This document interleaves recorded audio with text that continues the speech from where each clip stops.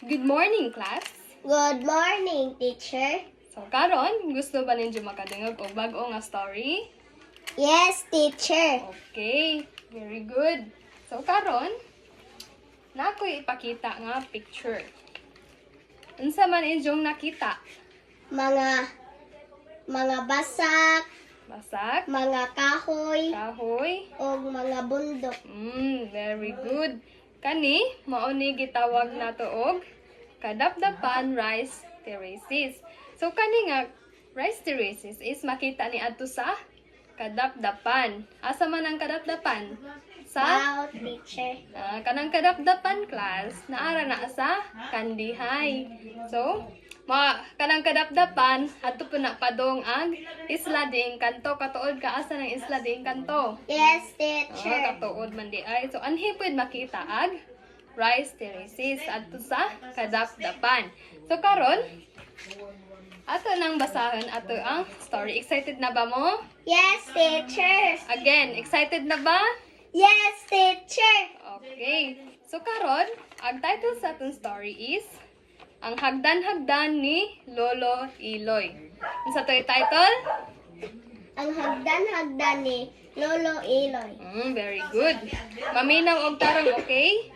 Yes, teacher. Okay, basahon na ho. Kaniadtong unang panahon, sa lungsod sa Kandihay, dunay usa ka bata nga ginganlan og Ben. Unsa tay pangan sa bata? Ben. Oh, very good. Usa ka hapon, nagbarog si Ben sa tumoy sa bungtod, uban sa iyang lolo, Iloy. Kinsay lolo ni Ben? Iloy. Si lolo? Iloy. Iloy. Again, kinsa tong lolo ni Ben? Si Lolo Iloy. Very good. Lolo, pangutana ni Ben. Nganong ang atong bukid murag man higante nga hagdanan? Ingon si Ben. Pahiyom si Lolo Iloy. Milingkod sila sa sagbot ug nagsugod ang lolo sa pag-istorya. Ben, kining imong nakita mao ang kadapdapan rice terraces. So mao ni ang nakita ni Ben. So sa kaniadto pa ang atong mga katigulangan, ang imong mga lulo sa tuhod naningkamot pag-ayo dinhi. Wala pay dagkong makina kaniadto Ben. Mga kamot, daro ug kabaw ra ang ilang gigamit. Dili balisod ang pagtanom sa bakilid nga bungtod lo.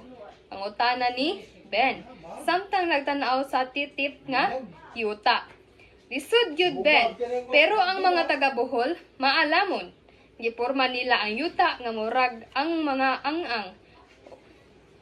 Nga murag mga ang-ang o hagdan aron ang tubig gikan sa ibabaw dili lang modiretso og dagsa sa ubos. Sa ingon ni ana, ang matag tanom makainom og sakto. Gihikap ni Lolo Iloy ang yuta. Dili lang kini basta humayan, Ben. Kini usa ka buhi nga museo. Gipasa kini sa imong lolo sa tuhod ngadto kanako. Ug karon, kining kaalam sa pag-atiman sa kinaiyahan, ipausab nako kanimo. So, nahingang ha si Ben. Naghuna-huna siya sa mga tao sa amihanan. Sa Banawe, nga naghimo usab og ingon niini, libuan ka tuig na ang milabay. So, bisan og mas bata ang kadapdapan, parehas gihapon kini og kabilin. Ang pagpuyo nga naay respeto sa kinaiyahan. Kung magtinabangay ang tanan, then bisan ang gahi nga bungtod, mahimong nindot nga tanaman. Panapos ni Lolo Iloy. So kaniadto sa matag tan-aw ni Ben, ang lunhaw nga hagdan sa kadapdapan, dili lang humay ang iyang makita. Makita niya ang kugis sa iyang pamilya, ang garbo sa mga bulanon, ug ang istorya nga angay niyang ampingan hangtod sa iyang pagdako. So, okay ba ang story? Okay. Ang saragan ito yung title? Ang hagdan-hagdan ni Lolo Iloy.